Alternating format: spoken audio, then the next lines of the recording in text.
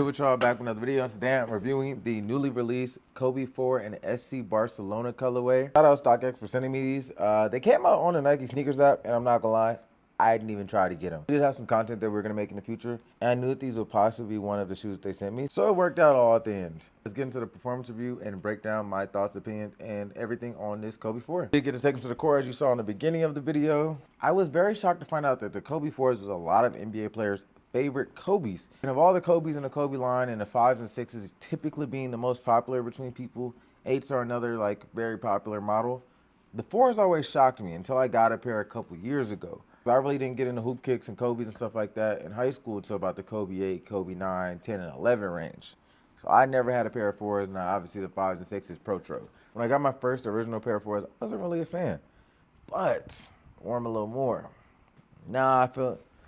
Now I'm really rocking with them. There are some things they aren't great at, but there is a lot of things that they are good at as well. I'm gonna get into the video and break that down. To start off with the looks of the shoe, we have this tan and gold color with hints of this royal blue and black. And Elise in the back doing the entire most.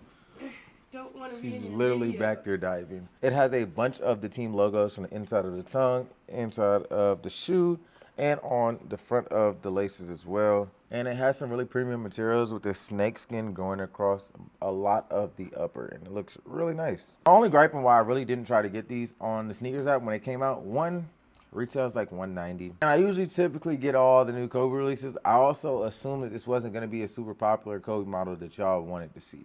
5s and 6s usually do pretty well. 8s depending on the colorway. 4s aren't really like, they kind of slept on. And I'm just not a soccer fan. Same with like the Dodgers Kobe 6s. I'm from Long Beach, California, so I'm close to LA. That's the closest baseball team and big sports team that I have out there. But I'm not a baseball fan, so those are kind of like to me. The details and the like baseball stitching on the tongue was cool on those, but it didn't really hit home for me. And I'm probably not going to a Dodgers game anytime soon that I know of, at least. And then same with these. FC Barcelona all over the shoe. Team colors are cool, I guess. And I'm also not a soccer fan. So it was like,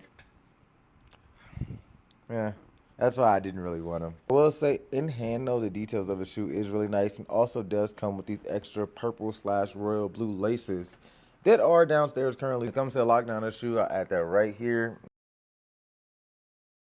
No issues at all. Kobe 4s are like a low/mid top, so lockdown on these is actually really nice. It has a nice TPU heel counter in the back. Next on the list we have the midsole, and this is where the Kobe 4 starts to struggle. We have a full-length Phylon midsole. It has a heel zoom air unit. And Phylon, if you're into like the Nike line and everything, it's really cheap and kind of trash cushioning setup. To say the least, they ran in the jaws for the 1s and the 2s. The Phylon are foam in the jaws. It was just really stiff and isn't the most plush when it comes to like a cush line. You have the Zoom X out there, and then typically the air units in these aren't huge, so it doesn't really make up for that difference in that stiff cushion. On court though, it does give you a nice low to the ground feel, and though the cushion isn't nice, I will say the comfort on this shoe is decent as far as underfoot comfort. When it comes to the upper, because it has all this leather and snake skin, definitely takes a little bit to break in, and it's definitely a little snug. I always go true to size on the Kobe 4s. I even got a half size up once because I paid a resale for a pair, and all they had was a 9.5 to get a pair early. And that was the gold medal Kobe 4s. And then I remember when I reviewed the girl dads, and everybody I said true to size. It's like they're a little snug, but once you wear them, you're cool. They fit to your foot.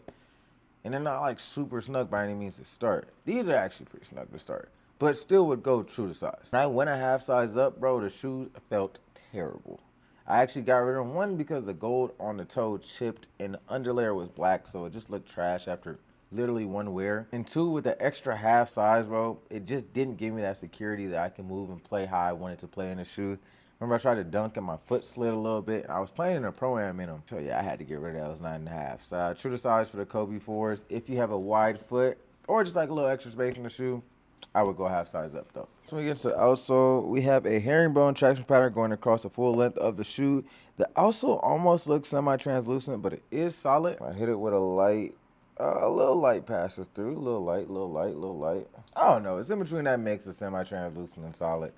I guess we're honestly leaning a little more towards the semi-translucent. The shoe does have a nice squeak on court for all those that want to have those audible cues when they're playing on court.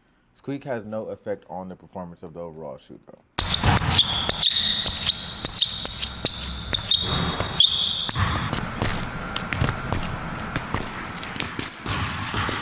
Traction is one thing that really stands out with the Kobe 4s and is one of the best traction setups, in my opinion, in the Kobe line. Actually, I can't even say that because all the Kobe's are great when it comes to traction. From the 9s to the 8s to the 6s to the 5s to the 4s. Honestly, I might have the 6s at the lowest traction now just because some of the ones with the solid rubber outsole don't stick the same as the other ones, like the Grinches and reverse Grinches that have that translucent outsole. My Italian camos were like slip and slide. First couple times I hooped in them. Kobe 4s, all the models I had, the traction has been really nice. I've always said I like the Kobe 4 as a hoop basketball shoe, but when it comes to dunking, I just feel like there's not really any cushion at all, and it's not really like bouncy or responsive at all when it comes to on the court. And I hate to use that term bouncy when it comes to hoop shoes. Everybody, I don't add it in none of my reviews. I never say it because everyone's like, oh, does this shoe make me bouncy? And like, at the end of the day, a shoe doesn't make you bouncy. This is my honest take, and I'm a pro dunker. I just pick shoes that help me maximize my jump ability, and it may not, and it's definitely not because of the cushioning setup 90% of the time. Things like the traction, the lockdown, the fit of the shoe, and even things like the weight are more important to me than when it comes to the cushion.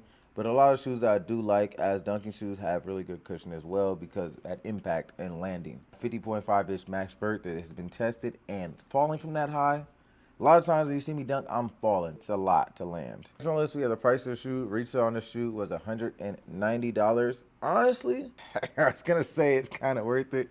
I don't know because the details in the upper are extremely nice and great quality.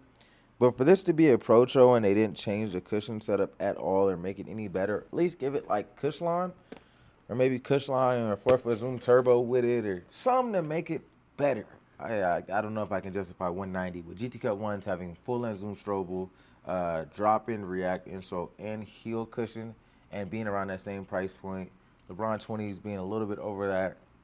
Heel and 4-foot zoom with Cushline. And then the other Kobe's like the 5s and 6s having a 4-foot zoom turbo with Cushline as well. Filine and a Protro is just kind of crazy. I'm never going to call it a retro at that point. Next on the list, we have the weight of the shoe. And this was something that I thought would be kind of clunky and heavier because of the looks and the silhouettes of the other Kobe's like the 5s, 6s, and 8s. And they just look a lot more sleek. I don't know. The mid-top look on these always kind of threw me astray.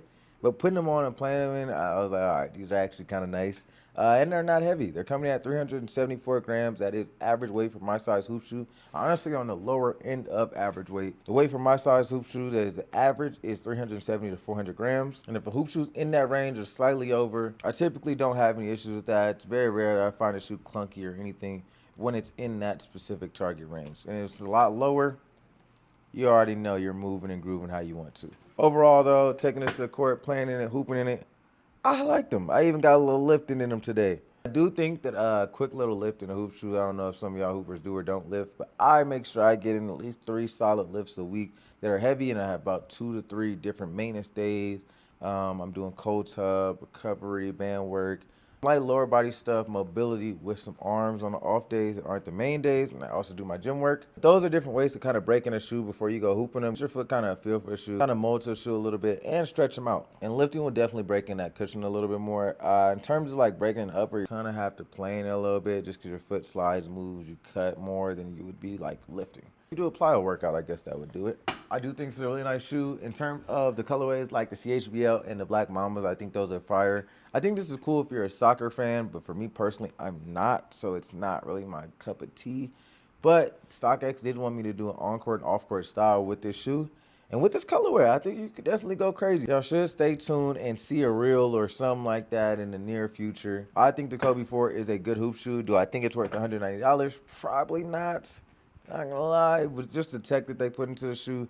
Upper quality and the details are amazing. But it's also not like this on every single Kobe 4. So for them all to be at that same price point And without the cushion being upgraded and it being kind of stiff, kind of makes your shoe a little bit lackluster, but amazing traction. I love the snug fit on the Kobe's, and as you play in them more and more, it kind of gives you that mold to your foot. And as you're playing, you kind of forget that it's there. As usual, most of the Kobe's, though, those first couple break-ins can be a little tough and a little rough on the feet, especially if your feet are a little more sensitive or you have stuff like plantar fasciitis. But if you want to pick up a pair of these today, use my link down below on StockX to get you some. They are sold out on Nike, unfortunately, so you can't get them for retail, but I believe they're going close to the retail price on StockX. Like I said, they sent them to me, so I didn't even get to see the price or anything. They just kind of showed up at the door. I'll catch you on the next one, though. I'm out of here.